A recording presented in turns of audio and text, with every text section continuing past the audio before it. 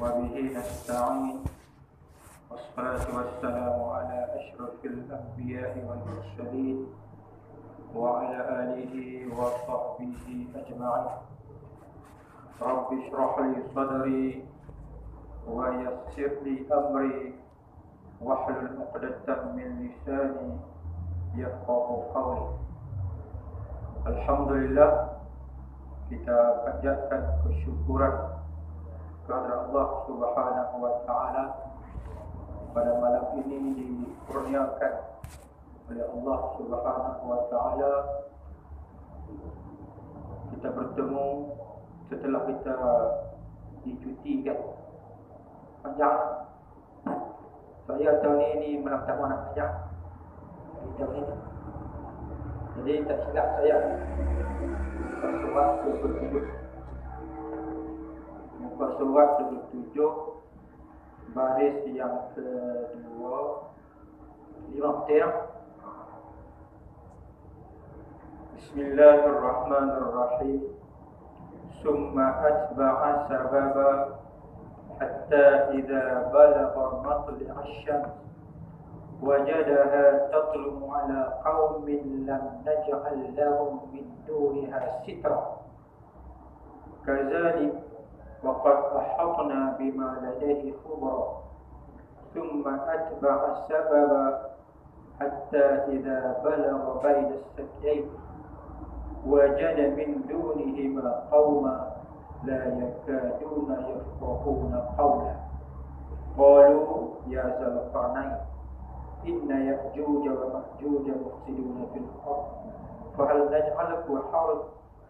naj'alu laka kharjan ala an taj'ala bainana wa bainahum sadda. Sadaqallahul azim. Tuan-tuan, kita dalam kisah Zulkarnain. Siapa tuan-tuan Zulkarnain ni? Ingat? Zulkarnain yang disebut dalam kitab ini adalah sebagai seorang wali. Ulama berbeza pandangan. Ada yang kata dia seorang nabi, ada yang kata dia malaikat. Tetapi jumhur ulama berpandangan Zulkarnain adalah seorang wali ataupun seorang raja yang Allah Subhanahu wa taala menganugerahkan kepada Raja Zulkarnain ini menakluki dunia ataupun mentadbir dunia. Bukan mentadbir sebuah negeri ataupun negara, tetapi dia mentadbir dunia. Nabi sebut ada 4 raja yang mentadbir dunia. 2 Islam, 2 kafir. Yang 2 Islam tu nama dia apa? Sulaiman bin Daud, Nabi Sulaiman. Yang kedua Raja Zulkarnain. Yang kafir Raja Namrud dan juga Bukhtamsar. Dan akan datang yang kelimanya adalah Imam Al-Mahdi di kalangan yang beriman kepada Allah Subhanahu wa taala. Allah anugerahkan kepada Raja Zulkarnain apa sahaja yang dia nak lakukan, Allah akan bagi jalan. Dia akan capai apa yang dia nak lakukan. Ini kelebihan yang Allah anugerahkan kepada Raja Zulkarnain. Allah berfirman, wa atainahu min kulli syai'in sababa. Dan kami berikan kepadanya, kepada Raja Zulkarnain ini, setiap sesuatu yang dia ingin lakukan ada sebab untuk dia mendapat kejayaan. Jadi apabila dia seorang raja yang memerintah dunia, bukan negeri, bukan negara, maka dia merantau. Dia merantau seluruh dunia. Di sini dia nak abang kita ada beberapa tempat yang Raja Zulkarnain pergi dalam urusan mengajak orang ramai mengenal Allah Subhanahu wa taala. Tempat yang pertama yang Raja Zulkarnain pergi adalah maghrib asy-syams, tempat matahari terbenam. Ini kita baca dah. Sampai saja di maghrib asy-syams, tempat matahari terbenam, dia mendapati kaum ataupun masyarakat di negeri tersebut kesemuanya tidak beriman kepada Allah Subhanahu wa ta'ala. Maka dia mengajak orang ramai beriman dengan menggunakan syariat Nabi Allah Ibrahim alaihissalam. Ada yang beriman, ada yang tolak. Maka Allah Subhanahu wa ta'ala mengilhamkan kepada Raja Zulkarnain. Yang tak beriman itu, engkau boleh ambil dua tindakan. Tindakan yang pertama, an-tu'azzibah, engkau azabkan, engkau bunuh mereka, ataupun engkau boleh tawan mereka. Adapun orang yang beriman, engkau pergilah. Tuan-tuan, ini kita baca dah. Seorang raja yang adil, seorang raja yang beriman, dia akan mentadbir mengikut keadilan Allah, keadilan agama Islam. Jadi Raja Zulkarnain telah mengambil satu tindakan yang menunjukkan keadilan. Siapa yang tak beriman, dia dijatuhkan hukuman, iaitu bunuh ataupun dia tangkap, penjarakan dan sebagainya. Orang yang beriman pula, wa amma man amana wa amila shalihan falahu jazaa'ul husna. Orang yang beriman dan beramal saleh, maka baginya ganjaran yang baik, iaitu syurga, dan Allah akan mempermudahkan segala urusan ketaatan kepada Allah Subhanahu wa ta'ala. Sepanjang pengembaraan Raja Zulkarnain, misi utamanya adalah mengajak orang kenal Allah, mengajak orang beriman kepada Allah Subhanahu wa ta'ala. Itu adalah pengembaraan yang pertama ke negeri Maghrib asy-Syams, negeri matahari terbenam. Hari ini kita sambung. Summa atba'a sababa hatta idza balagha matli'asy syams. Kemudian berjalan ia akan jalan sebelah matahari naik. Jadi tuan-tuan, selesai saya misi di matahari, kawasan matahari terbenam, iaitu di sebelah barat, belah barat. Misi dia pula ke arah matahari naik, sebelah timur. Hingga apabila sampai ia akan tempat naik matahari, sampai di satu kawasan yang berdekatan dengan tempat naik matahari itu. Dikatakan perjalanan daripada kawasan matahari terbenam ke kawasan matahari naik ini dalam kisah disebut pada 12 tahun atau kurang. Perjalanan Raja Zulkarnain dan bala tenteranya memakan masa 12 tahun atau kurang. Dalam kitab Ibnu Katsir menyebut bahawa umur Raja Zulkarnain ini adalah 1600 tahun. Ini cerita dalam disebut, dan angka ni tuan-tuan boleh dengar, tapi jangan terlalu berpegang sangat, bukan tak percaya. Tak boleh berpegang dah angka tersebut. Ini disebut dalam kitab Ibnu Katsir sebagai Israiliyat, cerita-cerita yang dibawa oleh orang-orang Yahudi yang masuk Islam.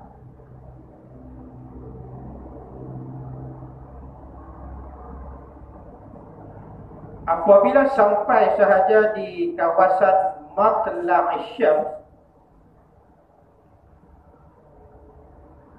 wajadaha tatlu ala qaumin lam naj'al lahum min duniha sitra. Sampai di kawasan matahari terbenam, orang semua kafir. Sampai di kawasan matahari naik pula di dalam. Dan ia akan matahari itu naik atas kaum yang tiada kami jadi bagi mereka itu daripada lainnya matahari itu. Tutup.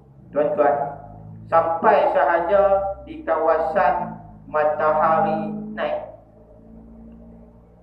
Raja Zulkarnain mendapati kawasan tersebut, Allah Subhanahu wa ta'ala tak bagi sesuatu pun kepada mereka untuk menutupi diri mereka daripada sinaran matahari. Jadi kawasan ini, kawasan yang Allah tak bagi kepada penduduk ini pakaian, telanjang. Tak bagi tumbuh-tumbuhan. Bermakna kalau kita baca sampai di sini, kita boleh gambarkan ini adalah kawasan padang pasir. Tidak ada tumbuh-tumbuhan dan tidak mereka dianugerahkan pakaian untuk menutup pakaian dia. Jadi pokok ni hidup macam mana? Ini dalam Al-Quran nyata tuan. Sekejap lagi dia akan pengarang kitab dia akan sebut macam mana cara mereka hidup. Mereka itu, kaum yang duduk di kawasan matahari terbit ni adalah mereka itu kaum Zinji ataupun Zanji.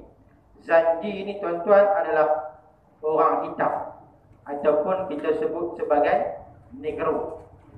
Orang Negro. Orang Negro adalah Zanji. Kalau kita kata ana Zanjiyun, aku seorang Negro.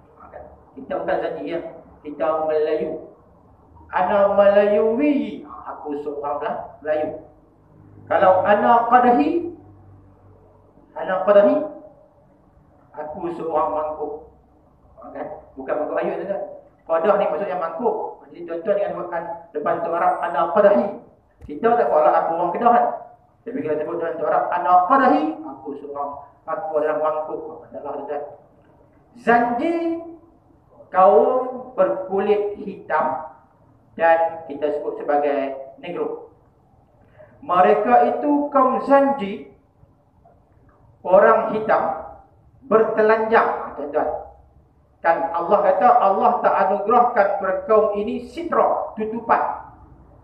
Yang dikatakan tak ada tutupan ni, mereka ini tak mati pakai baju, bertelanjang. Tiada kain baju dan tiada anak dan tiada rumah bagi mereka itu.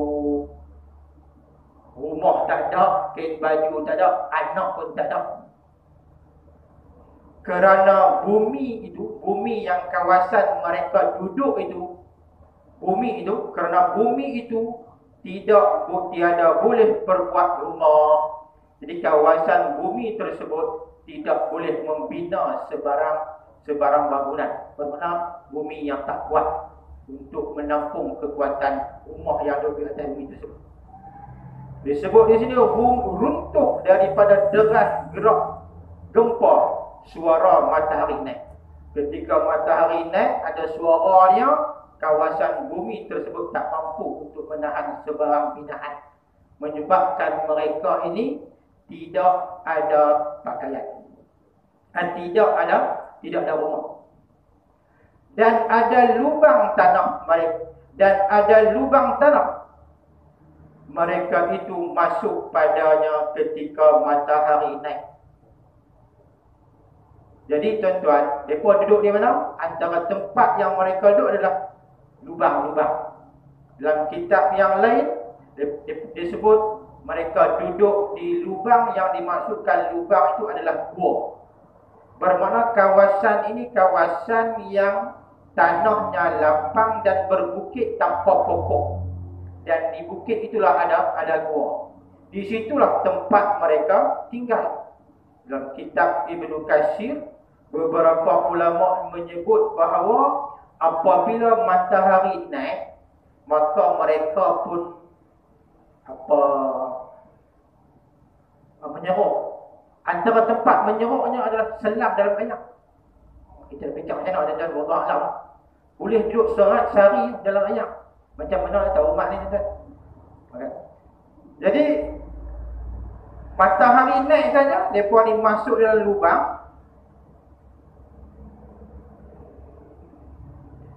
Ketika matahari naik siang dan keluar ketika malam.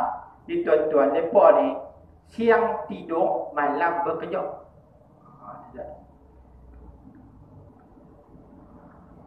Sebelah utara China, kawasan ini terletak di sebelah utara negeri China. Kata Mujahid, kata Imam Mujahid, salah seorang mufassir dari kalangan tabi'in, dia kata kawasan ini adalah bangsa Sudan. Kalau bangsa Sudan ini sesuai dengan janji, iaitu sesuai dengan apa? Orang kulit hitam. Sudan tuan-tuan, ibu negara dia Khartoum. Dia merupakan negeri yang terbesar di Afrika. Tetapi penduduknya tak ramai. Penduduknya lebih kurang 26 juta. Jadi Sudan memang kawasan yang sebahagian besarnya adalah padang pasir. Saya pernah sampai di satu kawasan, perjalanan daripada Khartoum di satu kawasan itu yang nak pergi tuju tu memakan masa 2 malam 2 hari. 2 siang 2 malam, 2 atas hebat. Sampai di satu kawasan tu dia tulis mamnu'ud dukhul. Tidak boleh masuk. Sebab apa tak boleh masuk tuan-tuan? Diberi penerangan bahawa di hadapan tersebut ada penduduk yang tak berhenti pakai baju. Tuan-tuan nak pergi tengok boleh pergi Sudan. Dia berhampiran dengan Sudan Selatan. Sudan Selatan Juba sekarang telah pun dimerdekakan. Orang Sudan dah jadi 2 negara. Satu negara yang dipimpin oleh orang Arab, satu lagi negara Sudan Selatan dipimpin oleh Kristian. Jadi berhampiran dengan Sudan Selatan tu ada satu kawasan yang masyarakatnya tak reti pakai baju. Mungkin yang ni kot. Wallahu a'lam. Bukan mereka tak ada baju, tapi jenis tak pakai baju. Mungkin keturunan mereka dulu ni jenis tak pakai baju kan. Kita pun ada juga orang yang tak pakai baju tu. Keluar rumah pakai baju tuan paling kurang pagoda. Di keluar rumah pagoda pun tak pakai. Jadi dikatakan kawasan tersebut, kata Imam Mujahid, bangsa Sudan tiada pakai kain setelah matahari naik, terlebih banyak ahli bumi. Jadi tuan-tuan, kata Imam Sa'id bin Jubair, dia kata yang dimaksudkan dengan kaum yang berada di kawasan ini, yang tidak berpakaian ini, mereka ini hidup mereka adalah mencari makanan untuk menyara kehidupan mereka adalah di waktu malam, dan mereka berehat di waktu siang, dan mereka hanya memakan ikan saja. Kerana apa? Kerana mereka tidak ada tumbuh-tumbuhan. Mereka tidak ada sumber-sumber yang lain, melainkan hanyalah ikan di lautan saja ataupun di sungai.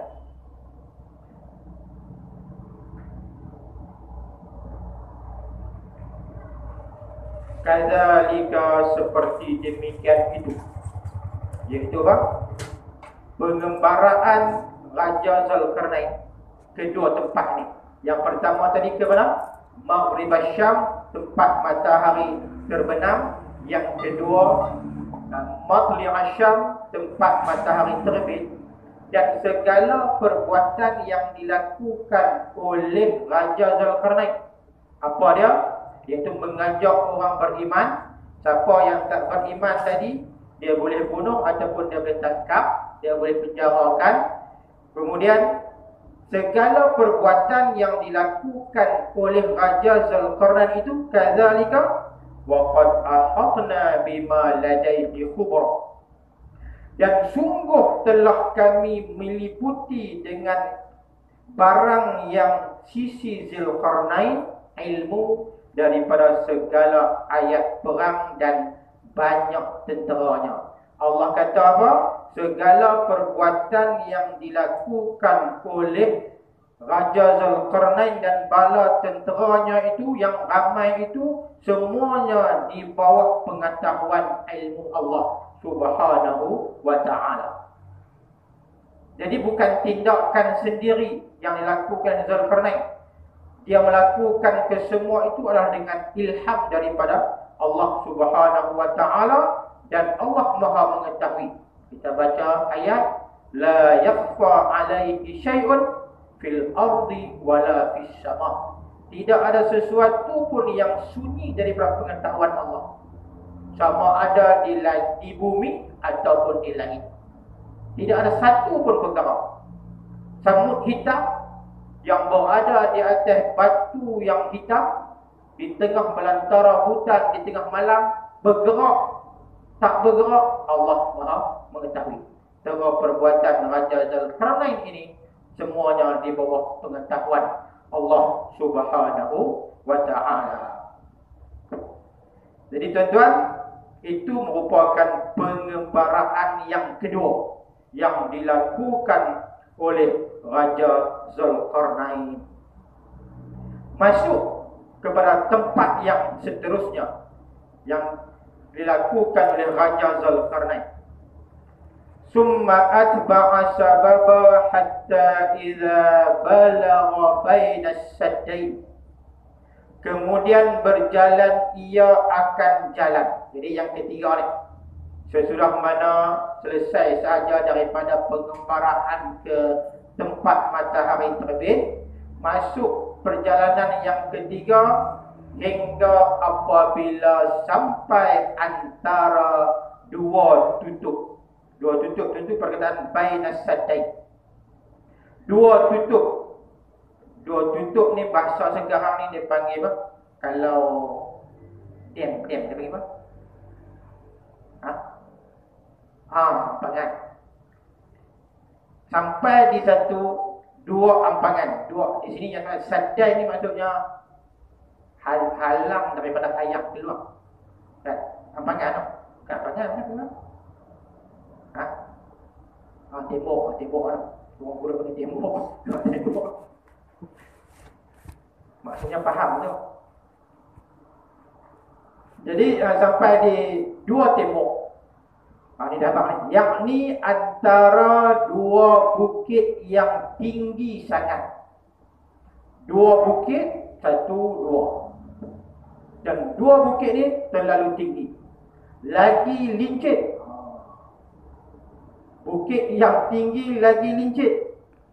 Tiada kuasa naik atas keduanya. Di siapa-siapa pun tidak ada daya kekuatan untuk naik ke atas dua bukit tersebut kerana tinggi dan juga licin. Di mana kawasan ini? Akhir negeri Turki. Jadi kawasan ini dia terletak di penghujung negeri Turki. Dinama keduanya Saddun. Saddun satu tembok.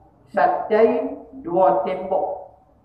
Di sini Saddain dia tak terjemahkan tembok, diterjemah dengan dua bukit. Bukit memang dia macam tembok kan. Jadi dia terletak di penghujung negeri Turki, dinamakan keduanya Saddun. Maka antara dua bukit itu terbuka jalan Ya'juj wa Ma'juj, keluar mari keramaian.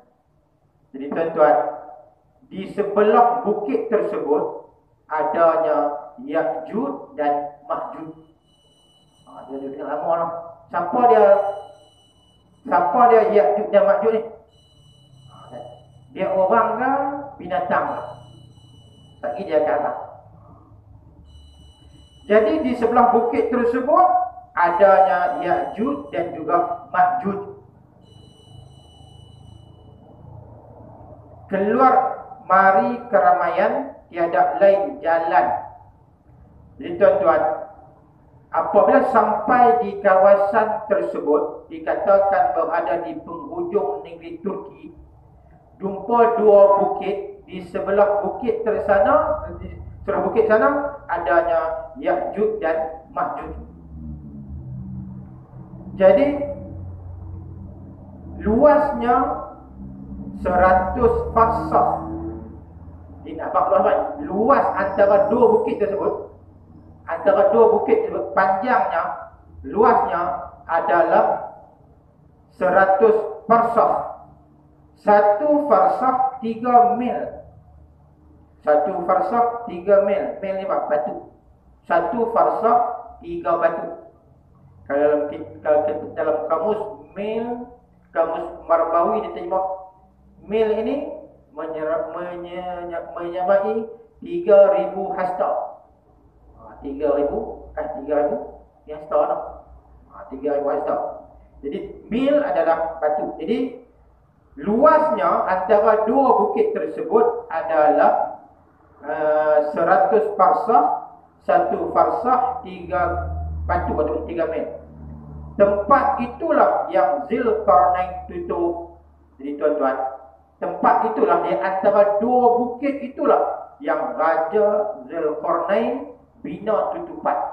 Supaya apa? Supaya kaum Ya'juj dan Ma'juj tak keluar.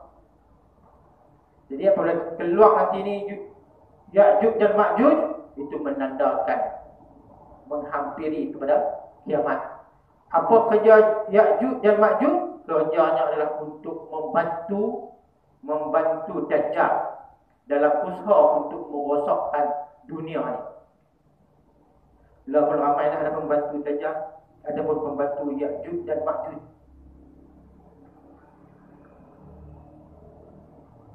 Itulah yang Zulkarnain tutup. Itulah yang Zulkarnain tutup itu. Tiada beri Ya'juj wa Ma'juj. Di sini dia guna perkataan, dia guna Arab kan. Dia guna Arab. Ya'juj wa Ma'juj. Wa tu dan. Tiada beri Ya'juj dan Ma'juj mari sebelah sini. Jadi tujuan Raja Zulkarnain buat tembok bagi tujuannya supaya Ya'juj dan Ma'juj tak seberang sebelah ini. Dan lagi dia habaq. Sebab apa? Sebab Raja Zulkarnain diminta untuk buat tembok tersebut oleh penduduk-penduduk yang berhampiran dengan kawasan tersebut. Kata setengah ulama, tak sat kata dah, ni setengah ulama yang lain kata apa? Luas bumi iaitu di antara dua bukit tersebut 100 tahun perjalanan. Jadi memakan masa ratusan tahun di antara dua bukit tersebut. 300 laut. Dan dia adanya 300 laut dan 190 tempat Ya'juj wa Ma'juj. 7 tahun bagi Habasyah, bermakna keluasannya adalah memakan masa perjalanan 7 tahun dan bagi negeri Ethiopia, Habasyah, dan 3 tahun bagi lain-lain. Ini tuan-tuan, pandangan sebahagian ulama nak menggambarkan kawasan yang begitu panjang dibina oleh Raja Zulkarnain. Nak menggambarkan apa ayat tadi, iaitu Allah menganugerahkan kepada Raja Zulkarnain sebarang hajatnya. Jadi tuan-tuan kalau fikir dengan sekarang ini, memang hebatnya Raja Zulkarnain.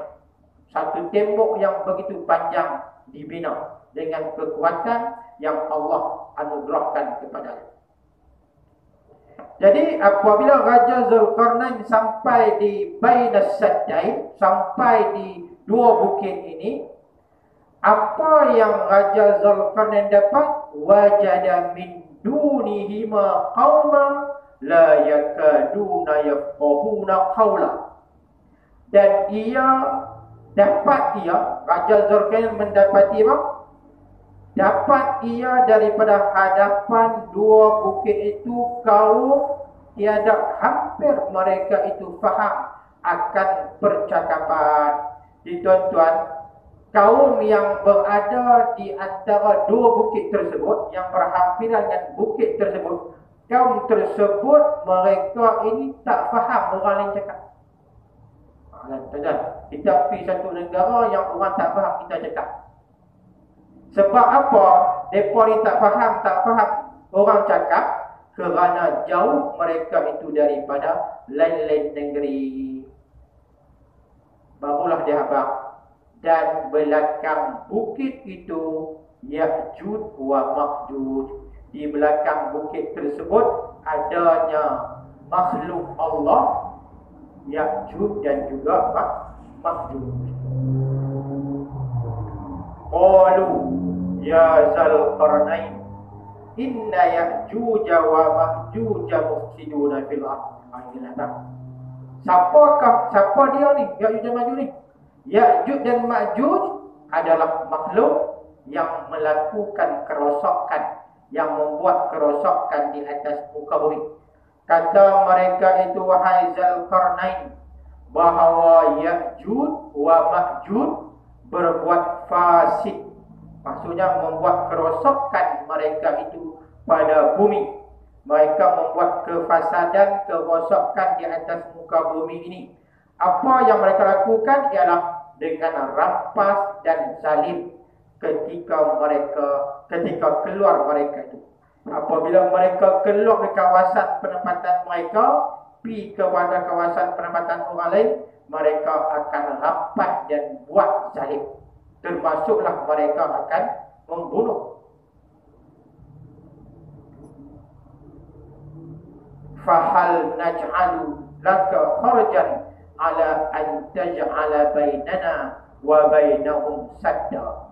Jadi oleh kerana Ya'juj dan Ma'juj ini makhluk perosak, maka orang-orang yang berada di kawasan berhampiran dengan Ya'juj dan Ma'juj, mereka minta tolong kepada Raja Zulkarnain. Apa yang mereka minta tolong? Maka adakah kami hendak jadi bagi engkau itu upahan atas bahawa engkau jadi antara kami dan antara mereka itu tutupan jalan mereka itu keluar, itu supaya tidak mari mereka itu kepada kami. Jadi tuan-tuan, penduduk yang berada di kawasan tersebut minta tolong kepada Raja Zulkarnain dengan nak bagi upah, nak bayar kepada Raja Zulkarnain buat tembok. Wahai Zulkarnain, engkau buatlah satu tembok dan kami sanggup mengumpulkan dana untuk membayar berapa yang engkau minta,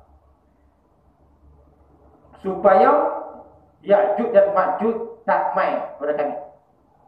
Kata ahli tarikh, tuan-tuan, kata ahli tarikh, dia nak habaq keturunan Ya'juj Ma'juj ni main ke mana? Tuan-tuan dengan elok, kut-kut kita main belah tu. InsyaAllah ada orang. Kata ahli tarikh, ahli sejarah, anak Nabi Nuh 3. Anak Nabi Nuh 3. Yang pertama Sam, yang kedua Ham, yang ketiga Yafis. Keturunan manusia ni, apabila kaum Nabi Nuh dimusnahkan, keturunan manusia memang 3 ni. 3 anak Nabi Nuh ni. Yang pertama Sam, Ham dan Yafis. Maka kata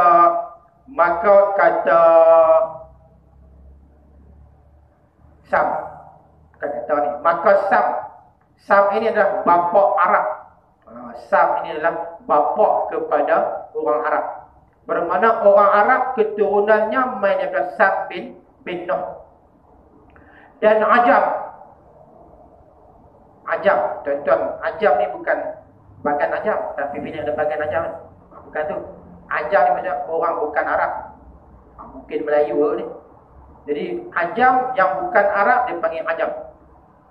Dan Rum, dan Rum ini adalah bapa keturunan yang adalah Sam.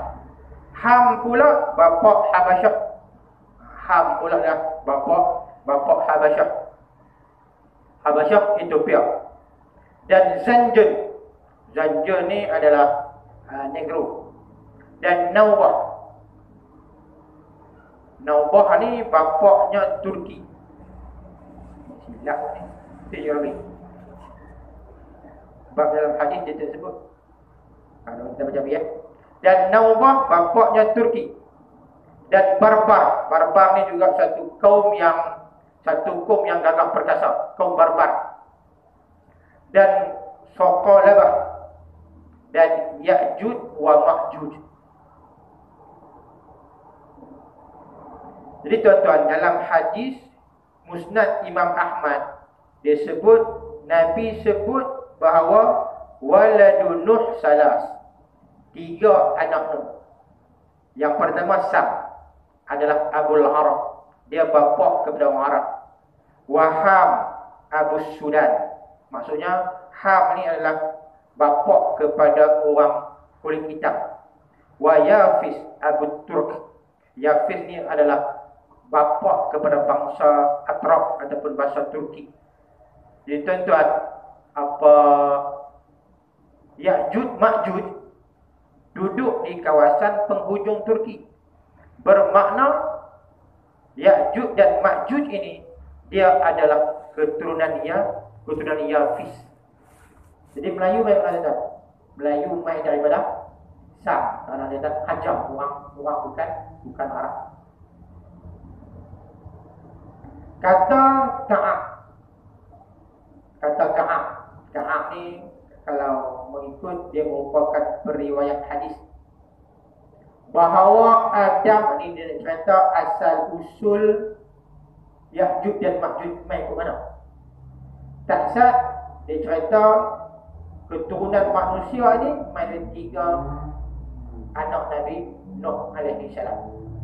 Kata Ka'ab pula mai ke mana Ya'juj dan Ma'juj ini, bahawa Adam keluar mani satu hari. Satu hari Nabi Adam keluar mani. Maka bercampur nutfahnya dengan tanah. Kan yang mani panggil nutfah dengan tanah. Maka dijadi Allah Ya'juj wa Ma'juj. Jadi kata Ka'ab, satu hari Adam keluar mani dan nutfah tercampur dengan tanah ataupun pasir, maka hasilnya jadi Ya'juj wa Ma'juj. Tiada mati seseorang mereka itu, anak keturunan Ya'juj dan Ma'juj ini tak akan mati hingga lihat 1000 anak lelaki sulbinya. Dia dapat lihat 1000 keturunannya tanggung senjata. Dia dapat. Kaum ini memang kaum yang sangat-sangat salih. Tanggung senjata mereka itu Ya'juj dan Ma'juj, kaum Ya'juj dan Ma'juj itu, mereka itu adalah kafir sekalian. Seru akan mereka dengan Nabi Muhammad pernah seru kaum Ya'juj dan Ma'juj itu kepada iman bila malam Isra. Maka tiada mengikut mereka itu. Ya'juj dan Ma'juj kaumnya tidak mengikut seruan Nabi ketika Nabi seru mereka dalam peristiwa malam Isra dan Mi'raj. Di sini disebut bahawa Nabi disebut Adam satu hari keluar air mani bercampur dengan tanah jadi Ya'juj dan Ma'juj. Di sini tuan-tuan kena buat sedikit nota, ini adalah cerita yang gharib, cerita yang ganjil. Dalam kitab Ibnu Katsir menceritakan cerita ini dan dia membuat kesimpulan bahawa cerita ini cerita yang gharib, cerita yang tidak ada sandaran. Yang pertama. Yang kedua, cerita yang tidak ada hadis lain yang boleh menyokong kesahihannya. Dan di sudut ilmu sains pun kita tak dapat boleh menerima. Begitu juga di sudut ilmu Al-Quran dijelaskan bahawa manusia ini diciptakan hasil daripada pertemuan 2 jenis, melainkan Nabi Adam, Hawa dan juga Nabi Isa alaihi salam. Jadi Ibnu Katsir memberi peringatan cerita ini perlu dinotakan sebagai satu cerita yang gharib, cerita yang ganjil, tidak perlu diwar-warkan. Tapi memang ada dalam beberapa buah kitab. Jadi kitab-kitab, kebanyakan kitab-kitab yang muktabar, dia akan buat nota kaki. Jadi tuan-tuan, mai ke mana? Lebih tepat Ya'juj dan Ma'juj ini dia mai daripada keturunan anak Nabi Nuh, Yafis. Jadi qala kata Zulkarnain, ma makkanni fihi rabbi khair. Barang yang kurnia akan daku padanya oleh Tuhanku itu terlebih baik bagi aku daripada upahan kamu itu. Aku hendak jadi tutup itu saya dengan tiada perkendak upah. Jadi Raja Zulkarnain apabila diminta untuk buat tembok dengan kami sanggup bagi upah, Raja Zulkarnain tolak. Apa Raja Zulkarnain kata? Allah telah kurniakan kepada aku kekuatan. Dengan kekuatan ini sudah pun memadai. Lebih baik aku tidak menerima sebarang upah. Tuan-tuan, kita akan sambung pada pertemuan yang akan datang sampai kepada pengembaraan yang ketiga sebahagian daripadanya, iaitu sampai di kawasan yang Raja Zulkarnain membina tembok untuk menyelamatkan manusia daripada kekejaman Ya'juj dan juga Ma'juj. Jadi tuan-tuan, Ya'juj dan Ma'juj ni sikit isteri Nabi nama Zainab bin Jahsh. Dia kata satu hari Nabi terjaga daripada tidur wa huwa muharramul wajhi, dalam keadaan wajahnya merah. Lalu Nabi berkata, la ilaha illallah wailul arab fi syarri qad iqtaraba. Nabi kata tiada Tuhan melainkan Allah, celaka akan menimpa orang Arab, sesungguhnya telah hampir kecelakaan. Sebab apa? Futihal yaum. Nabi kata pada hari ini telah pun terbuka min radmin Ya'juj wa Ma'juj. Pada hari ini telah terbuka satu tembok yang kukuh yang dibina oleh Raja Zulkarnain untuk menghalang Ya'juj dan Ma'juj. Terbuka terang mana?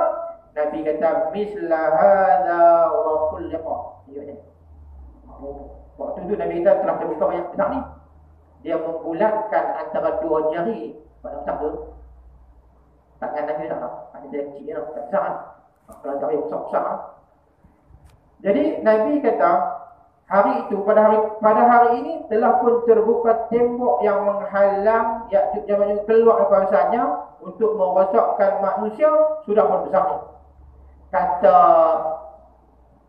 Zainab bin Jahsh, ya Rasulullah, anuhliku, adakah Ya'juj dan Ma'juj itu akan membinasakan kami?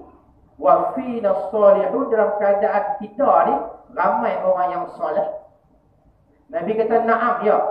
Walaupun pada ketika itu, ketika Ya'juj dan Ma'juj keluar, ramai orang soleh, Ya'juj tetap juga akan membinasakan, akan membuatkan kacau bilau. Kerana apa? Apabila kasural khabas, apabila berleluasanya keburukan, apabila berleluasanya kemaksiatan kepada Allah, kederhakaan kepada Allah, berbagai-bagai maksiat berleluasa pada ketika itu, walaupun ramai orang soleh, Ya'juj dan Ma'juj tetap akan melaksanakan tugasnya, iaitu membantu Dajjal untuk merosakkan bumi dan juga penduduknya. Tuan-tuan, kita akan sambung ke pertemuan yang akan datang yang baik daripada Allah. Salah dan silap kelemahan diri saya. Aqulu qawli hadza wastaghfirullahal azim li wa lakum. Assalamualaikum warahmatullahi wabarakatuh. Subhanakallahumma wa bihamdika asyhadu an la ilaha illa anta nastaghfiruka wa natubu ilaik. Bismillahirrahmanirrahim. Wal 'ashr innal insana lafi khusr illa alladhina amanu wa 'amilus salihati wa tawassaw bil haqqi wa tawassaw bis sabr. Wa ma inna na'udzubika min 'ilmin la yanfa' wa qalbin la yakhsha ونفس لا تشبع ودعاء لا يستجاب لها والحمد لله رب العالمين.